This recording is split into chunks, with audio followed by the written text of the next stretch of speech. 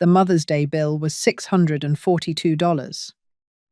My son-in-law slid it across the table with the small, bright smile he uses when he has been waiting for a specific moment.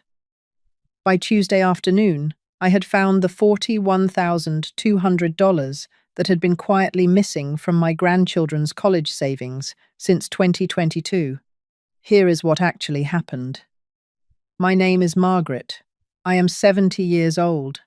My husband Harold died in 2018. We had been married for 44 years. He had been a public school principal for 31 of those years, and a careful man for all of them. He had left me. When he died, a small brick Cape Cod on a quiet street outside Cleveland, a paid-off mortgage, a modest investment portfolio that produced enough monthly income to live on without worry, and an educational savings account I had opened in 2014 for our 3 grandchildren. The account had been Harold's idea. He had opened it on the day our oldest grandchild, Madison, was born. He had said, at the time, "Margaret, the grandchildren are not going to need a fancy inheritance. They are going to need an education. We are going to fund that, quietly, across 20 years." We had funded it. Across the next 4 years, Harold and I had deposited $250 a month, every month, without fail. After Harold died, I had continued the deposits on my own. By the spring of 2024, 10 years after Madison was born, the account had grown to just over $148,000. That was the amount I remembered. By the time I looked again, the amount was different. My daughter is Christine. She is 43. She is a marketing executive. She has been married for 16 years to a man named David, who is 45 and who runs a small commercial real estate development company in Cleveland. They have 3 children, my granddaughter Madison, 14, my grandson Jacob, 11, and my grandson Owen, 8. I had liked David initially. I had liked him because he had been polite at our first dinner together in 2008, and because he had told my husband Harold, the first time he met him, that Harold, "Your daughter is the most generous woman I have ever met." He had said it warmly. I had thought, at the time, that he meant it. I had thought, at the time, that I had a good son-in-law. I had been wrong about him for 16 years. I had only stopped being wrong about him on a Tuesday afternoon, in May of 2024, on the day after Mother's Day, in the spare bedroom of my own house, in my bathrobe, at my desk, on my laptop. I want to tell you about the 3 small things I noticed in the 2 years before Mother's Day. Not because they were dramatic, because they were not. They were small. First, David had been handling more and more of the family's financial conversations rather than Christine. At Christmas of 2022, when I had asked Christine about a small piece of advice for managing a refinance question, she had said, "Mom, let me have David call you. He knows this stuff better than I do." I had noticed it. I had told myself it was modern marriage. Second, I had been diagnosed with cataracts in early 2022. The reading glass strength I had been using since 2015 had stopped working. The small print on my quarterly account statements had become harder to read. I had started skimming the statements rather than reading them line by line. By the autumn of 2023, I had been skimming for over a year. By the spring of 2024, I had not opened a paper statement for 9 months. I had been telling myself the account was fine, because the account had always been fine. Third, and this is the one I have thought about most since. Twice in the past year, I had asked Christine directly whether David's business was all right. The first time had been at Christmas of 2023.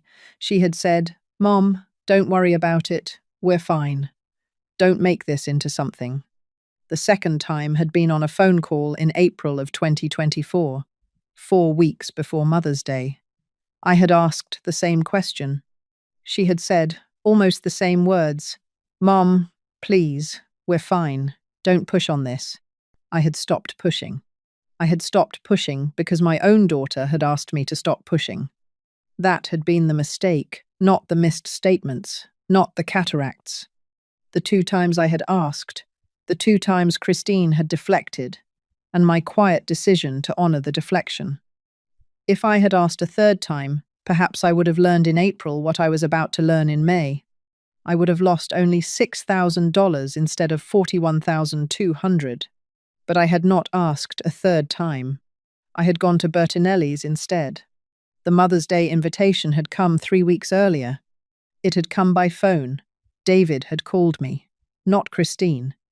That was the first thing I should have noticed, he had said, in the warm voice he used for things he had been planning. Mom, Christine and I want to take you out for Mother's Day. We booked Bertinelli's downtown. 7:30 Sunday night. The whole family. Mom is coming too. We want it to be special. Mom, in his sentence, was his own mother, Eleanor, a sharp-edged woman in her early 70s, who I had met perhaps 4 times in 16 years, and who had never warmed to me. I had said, David, that's lovely. Of course I'll come. I had not asked why he was the one calling, rather than Christine. I had been laughing through small, soft details about David for 16 years. The phone call had been one more.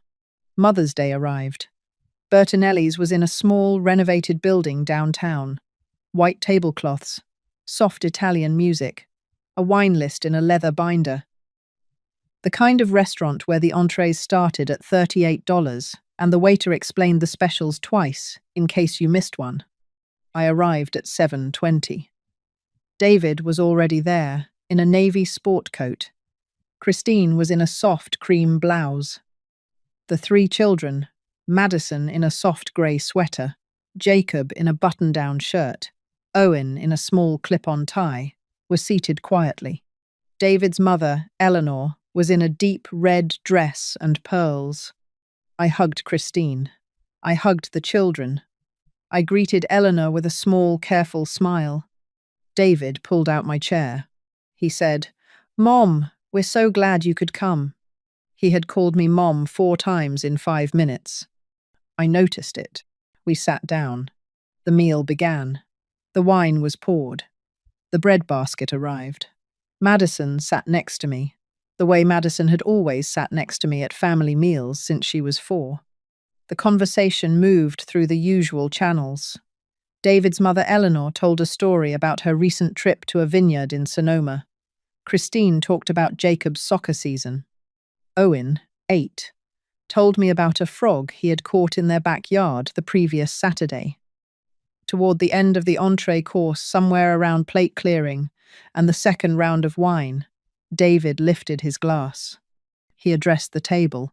He said, You know, the kids are lucky. We're lucky. We've got Mom over here, who set up these education accounts back when they were babies. Madison's going to have quite a nest egg by the time she's at college. He smiled at me. Good thing those accounts have been growing all these years. The wine glasses clinked. The conversation moved on. I smiled. I sipped my wine. But something had happened inside my chest. A small, cold spot, the size of a quarter, right below my collarbone. Good thing those accounts have been growing all these years. I had not opened a statement in 9 months. I tried to push the cold spot away. I told myself it was the wine. I told myself it was the restaurant lighting. I told myself David had simply been making polite conversation about something he had heard about. But David did not make polite conversation about things he had heard about. David made polite conversation about things he had been thinking about. The cold spot did not go away. I kept eating. I kept smiling. I waited for the dessert course. The dessert course arrived. Tiramisu for Madison, gelato for the boys, a small fruit plate for Eleanor, cannoli for Christine. I ordered an espresso. David did not order dessert.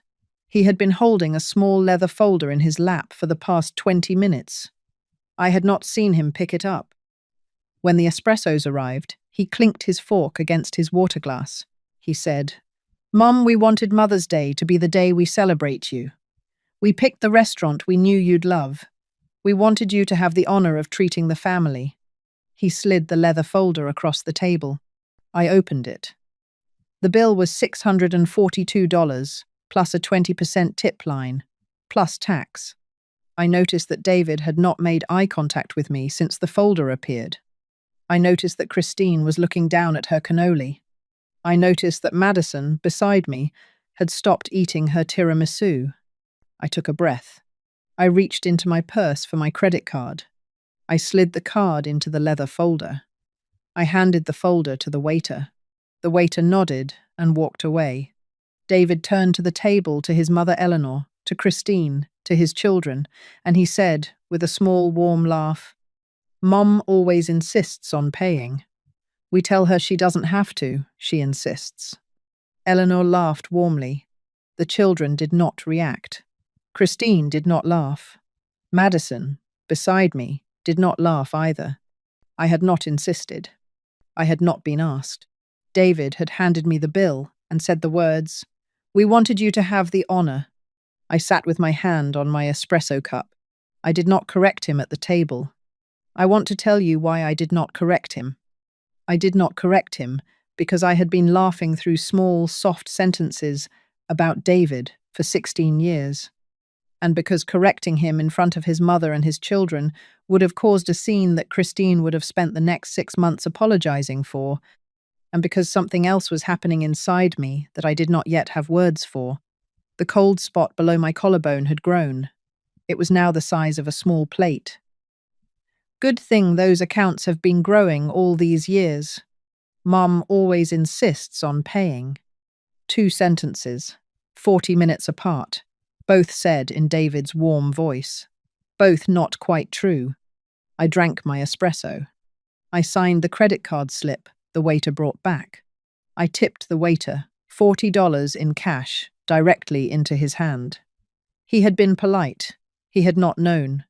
The $40 were mine to give. I stood up. I hugged Christine. I hugged Eleanor. I hugged the children. I told them all I was tired. I told Madison I would see her on Saturday for our regular afternoon. She nodded. I walked out of Bertinelli's. I got into my car. I drove home.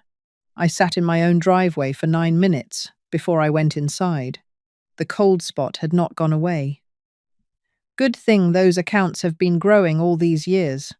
I had not opened a statement in 9 months. I want to pause here and ask you something honestly.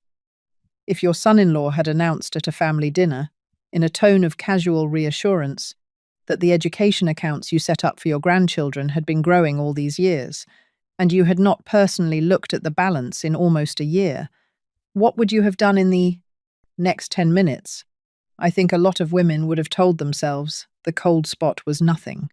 I think some would have made a mental note to check the account sometime this week.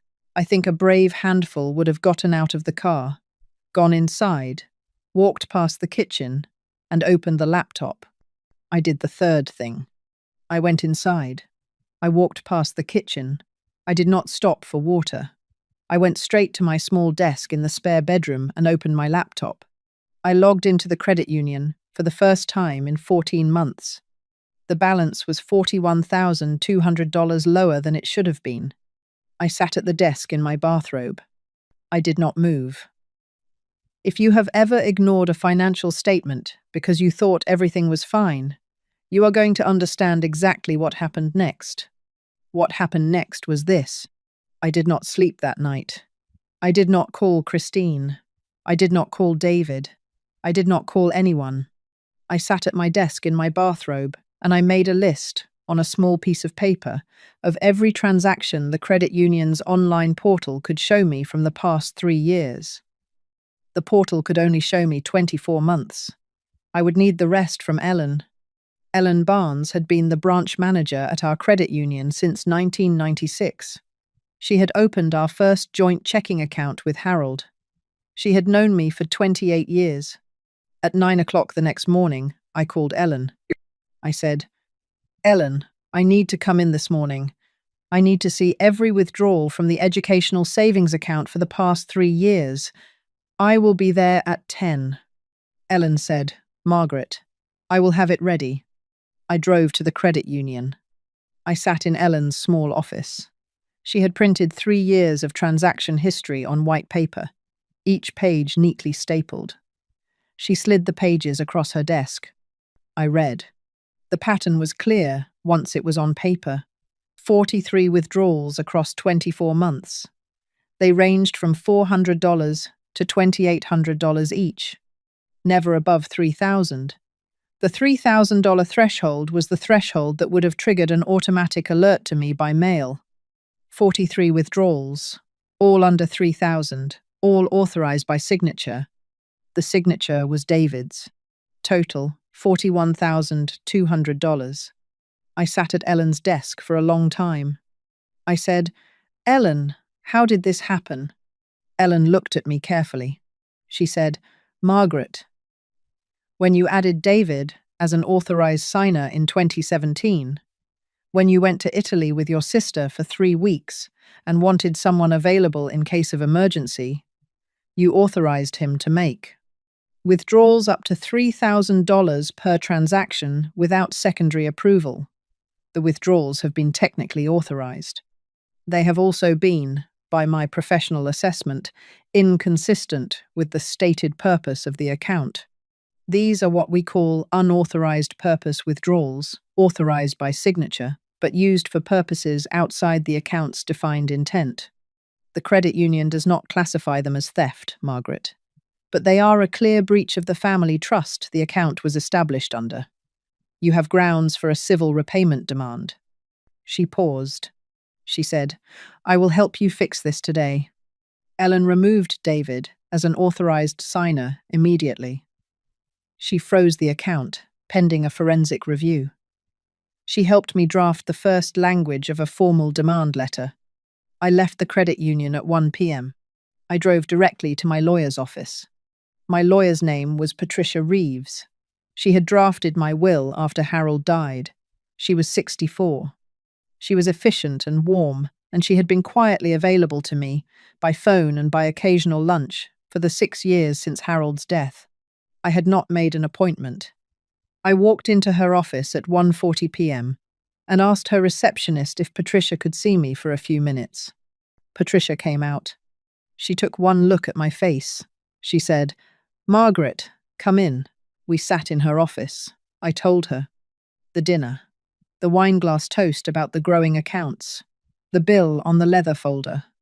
The mom always insists on paying. The drive home. The laptop. The $41,200. The credit union meeting with Ellen. The 43 withdrawals. When I had finished, Patricia was quiet for a long moment. Then she said, Margaret, hold on a second. She got up from her desk. She walked to a filing cabinet on the far wall. She unlocked the bottom drawer. She pulled out a small manila folder. On the front of the folder, in her own handwriting, it said, Whitfield Educational Savings hold until asked. She walked back to her desk. She set the folder in front of her. She said, Margaret, Harold left this with me in November of 2017. He had me hold it. He said, and I am quoting because I wrote it down at the time, Patricia, if Margaret ever comes into your office and tells you something has happened with the educational savings account, give her this folder. I sat very still. Patricia opened the folder. Inside were 3 things. A copy of the original account rules from when Harold and I had opened the account in 2014. A set of quarterly review templates, printed checklists Harold had made by hand, designed to be filled in each quarter with that quarter's transactions, balances, and notes. And a small, sealed cream envelope with my name on the front in Harold's handwriting. Patricia slid the envelope across the desk. I broke the seal. I read, Margaret, if you are reading this, something has come up with the educational savings account. I am sorry I am not there. Here is what I know. In November of 2017 at Thanksgiving dinner, David asked me 3 questions about the account. He asked the balance. He asked the growth rate. He asked the withdrawal rules. He asked them in the order. A person asks them when they are conducting financial due diligence on someone else's money. I said nothing at the time. I should have. I am writing this instead. Patricia has, in this folder, 3 things: copies of the original account rules, quarterly review templates so you can compare your records to the credit union's records if you ever need to, and the contact information for an accountant named Robert Linwood who can help Patricia conduct a forensic review of the transaction history if it becomes necessary. That is all I have left you. I did not predict what would happen. I did not know what David would do. I only knew, after that Thanksgiving, that he was the kind of man who asked the kind of questions a careful man pays attention to. If you are at Patricia's office now, you have already done the hardest part. You have noticed. Trust Patricia. Trust Ellen at the credit union. Whatever has happened, the money was for the grandchildren. The grandchildren still get the money. The path is paperwork. Take it. I love you. Harold. I folded the note. I did not cry. I set it on Patricia's desk. I looked at her. I said, Patricia, he didn't predict it. Patricia said, he didn't predict it, Margaret. He was just careful. He had been worried since Thanksgiving of 2017. He never told you because he didn't want to make you suspicious of your son-in-law on a hunch. He told me instead. I said, Patricia, let us begin. We worked at Patricia's desk for 3 hours. We drafted 3 documents.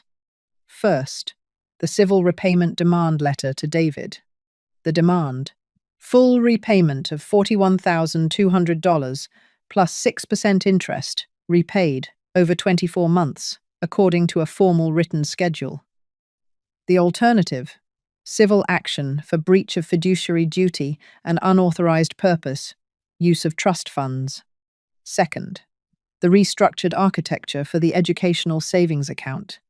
David's authorized signer status, permanently revoked. The account would remain in my name, with no third-party access permitted ever again.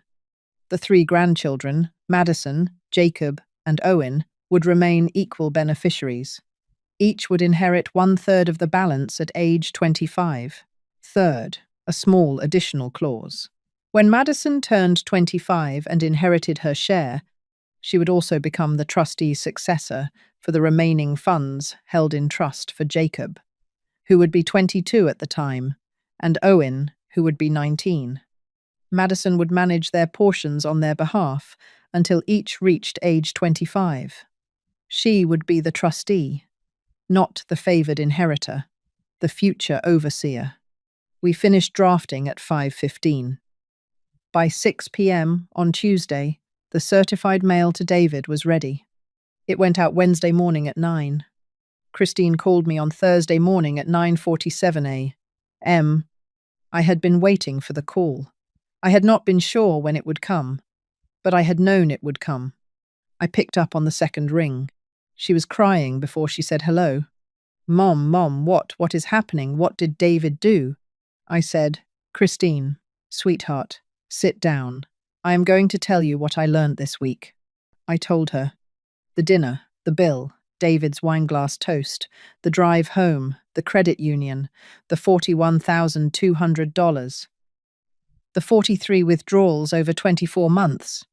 Christine was silent for a long time. She said, Mom, David told me yesterday. He told me he had been making temporary withdrawals from the account. He said he was going to pay it back. He said it was just to bridge a business loan. Mom, I had no idea about the loan. I had no idea about the amount. 41,000. Mom, I said, Christine, the withdrawals were not bridging a cash flow problem. The withdrawals were paying the principal on a small business loan David took out in 2022 without telling you. The credit union's records make this clear. Ellen has confirmed it. Patricia has the paperwork. Christine was sobbing harder now. I took a breath. I said, Christine, there is one more thing I want to say. I want to say it carefully because I love you, and because I want us to come out the other side of this in a way we can both live with. She was quiet on the line. I said, Twice this year, sweetheart, I asked you whether David's business was all right.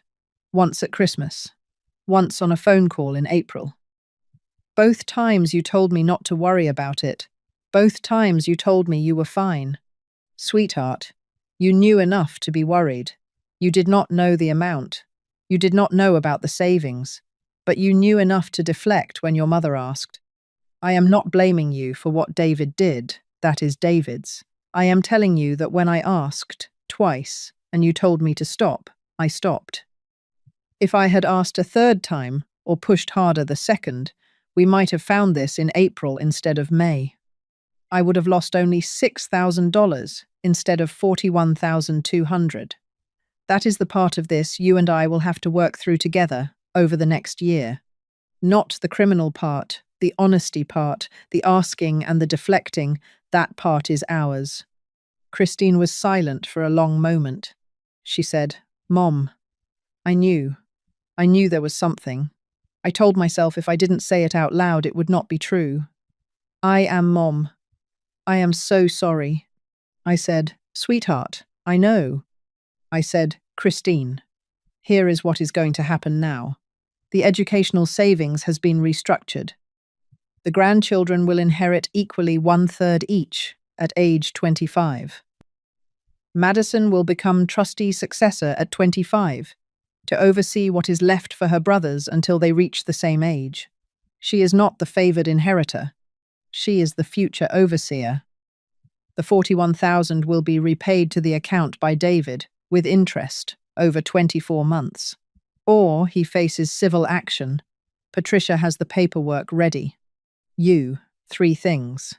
First, sit with David tonight and ask him to show you every loan document related to the business. Every one. Second, call Patricia Reeves at the number I am about to text to you. Arrange your own consultation. You will need a lawyer of your own. Third, decide, in the next 60 days, what you want your marriage to look like for the rest of your life. Christine said, Mom, I love you. I said, I love you too, sweetheart. We hung up. I sat at my kitchen table for a long time after the call ended. I made myself a cup of tea. I waited for Saturday. Madison came over the Saturday after the phone call. She had been spending every other Saturday afternoon at my house for 2 years. Christine had arranged it in 2022 after noticing that Madison had been asking why we don't see Grandma more. The Saturday visits had started small, an hour or two, and had grown into full afternoons. Madison was 14. She had grown 2 inches since the previous Christmas. She was now an inch taller than me. She wore a soft grey sweater and the small silver heart necklace I had given her for her 13th birthday. I picked her up at one. We drove back to my house. We made grilled cheese sandwiches together at my kitchen counter. I cut the bread. She buttered it. I grated the cheese. She placed the slices on the bread. We ate at the kitchen table. Halfway through her sandwich, Madison set it down. She looked at me across the table. She said, Grandma, Mum told me there's something going on with Dad. With money. She said she'd explain when I was older. I'm not asking what it is. I just want to ask you one thing. I said, Yes, sweet pea. She said, Grandma, are you okay? I looked at my granddaughter for a long moment. I said, Madison, sweet pea. Yes, I am okay. I am better than I have been in some time. She nodded. She said, Grandma, I am glad. She picked up her sandwich. She took another bite. She chewed slowly. After a moment, she said quietly, Grandma, at the restaurant, when Dad said you insisted on paying, you didn't insist, did you? I looked at her. I said, No, sweet pea, I did not insist. Madison nodded. She said, I noticed. We sat quietly for a moment at the kitchen table. She finished her sandwich. I finished mine. We did the dishes together. She washed, I dried. We did not speak much. She did not need to. I drove her home at 5. At her front door, she hugged me.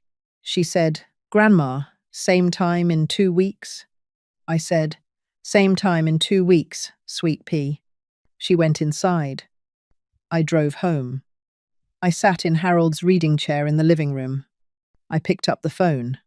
I called Patricia. I said, Patricia, the trusteeship arrangement. I want it permanent. Madison is the one. Her grandfather was right. Patricia said, I will file the amendment Monday morning. We hung up. David repaid the $41,200 under formal written agreement over 24 months, with 6% interest. The full repayment was completed in October of the year, after the dinner at Bertinelli's. Christine separated from David in February of the year after the dinner. The marriage did not survive the disclosure of his business loans, which turned out to total considerably more than the savings withdrawals had suggested. Christine and the 3 children moved into a smaller house in the same school district. I helped where it was useful.